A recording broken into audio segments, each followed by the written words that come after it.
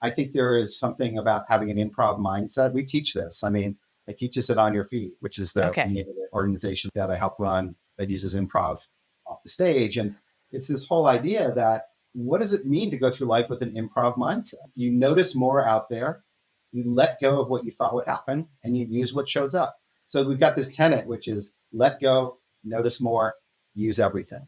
And I think, honestly, that is something that can help anyone be more happy, productive, thrive, find more joy and less fear. We talked about how you help people at a micro level, and that can be way macro in their lives, or it can lead to Yeah, places that are macro. So talk to us about that. sure. I mean, the work that we do, again, it starts with, if you've ever seen improv, you got actors who get up on stage and they have no plan and no script. Sometimes they have even no talent. Sometimes that's hard to watch. But what they do is they have this sort of audacious attitude, which is about, we're going to try to make something together here that we could never make alone. Oh, by the way, we're going to include the audience too. Audience gives a suggestion. One actor comes on stage and they're holding a fish. The other actor comes out on stage and says, "That's my fish." And next thing you know, we have a huge thing in a fish market about who owns the fish. Now, nobody planned that.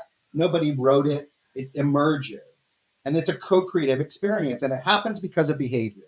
These actors, in this instance, are behaving in a certain way. They have some agreements they've made with each other. We like to narrow it down to 3 pieces of behavior. They are noticing more about each other. They're letting go of their own agenda, and they're using what shows up. And I got really inspired by that because doing it is exhilarating, but it's completely relevant off the stage. It's lovely. It feels like you've given us a new tool for the toolbox because, we're all trying to co-create our way right out of the wackiness that that that the pandemic brought us into. And I don't even know. I'm certain that it's not a good goal to have expectations for what comes next. Like, talk to me about expectations because this is our downfall. I think expectations are the source of so much unnecessary struggle.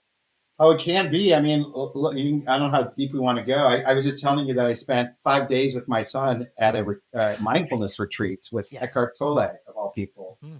And this is really deep when we get into that idea, this whole idea of how are we living our lives? Is it in the present moment right now and dealing with and responding what shows up? Or are we constantly in a future state of casting into the future and then creating a lot of stories and actually a lot of suffering for ourselves because there's nothing we can do about anything in the future. The only thing we can do about anything is in the now, and that's now.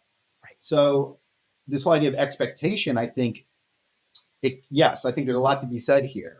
One thing I would say about expectation, good or bad, I think it's got some both going on. But one thing it does do, if you live constantly in a state of expectation, how are you living in the present moment? Mm-hmm.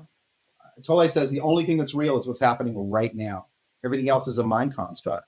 Right. You're thinking about what happened in the past and you're planning for the future. Mm-hmm. And just to speak really personally, I find that does cause suffering. Some people have said to me, or you can use this phrase, like, you're really lucky. I think you get yourself in position to be lucky. Mm. I do think that's about openness. Yeah.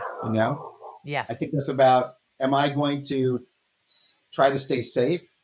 I think this quote might be the most helpful way to think about this. There's a guy named Keith Johnstone, who's one of the godfathers of improvisation, who recently passed away. And I was so lucky enough to work with him. And here's what he says. There are those in the world that say yes, and they're rewarded by that. And there are those in the world that say no, and they're also rewarded by that. Okay.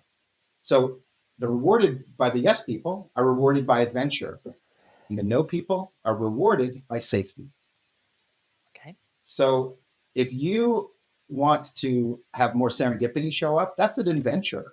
You have to put yourself into position for that. Right. And honestly, that's about saying yes more. And if you want to stay safe, which by the way is completely appropriate and completely fine, then say no more. You will stay unchanged. It's about change or not change. I think they're pretty related.